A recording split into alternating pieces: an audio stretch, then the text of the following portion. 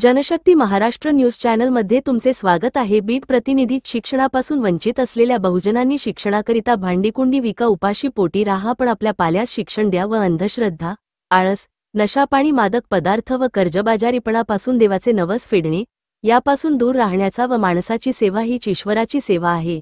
स्वतः ग्रामस्वच्छता करून परिसर स्वच्छतेचे महत्त्व सांगणारे माणसातच देव आहे हे आपल्या अनमोल कीर्तनातून बोलीभाषेत बहुजन समाजाला समजावून सांगणारे संतश्रेष्ठ संत गाडगेबाबा यांना नागसेन बुद्ध विहार, धानोरा रोड, बीड येथे वाचाल तर वाचाल या फिरते मोफत वाचनालयातर्फे विहार परिसरातील विद्यार्थ्यांकरिता 50 पुस्तकांचा संच वाचनालयाचे डी.जी. वानखेडे यांनी प्रमुख उपस्थित असलेले सरस्वती विद्यालयाचे संस्थापक अध्यक्ष माननीय उत्तमराव पवार व सेवानिवृत्त जिल्हा प्रबंधक LISU एस. वाघमारे यांच्या हस्ते वितरित करण्यासाठी लबौद्धाचार्य D.N. पोटभरे यांना सुपूर्त केला व संत गाडगेबाबा यांना विनम्र अभिवादन करण्यात आले।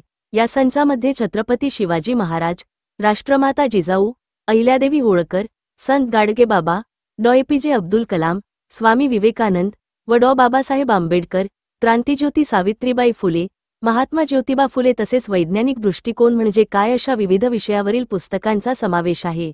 सर्वप्रथम तथागत महात्मा गौतम बुद्ध यांच्या प्रतिमेस पुष्प, डॉ. बाबासाहेब आंबेडकर व संत गाडगेबाबा यांच्या प्रतिमेस पुष्प व पुष्पमाला अर्पण करून महिला मंडळा हस्ते अभिवादन करण्यात आले।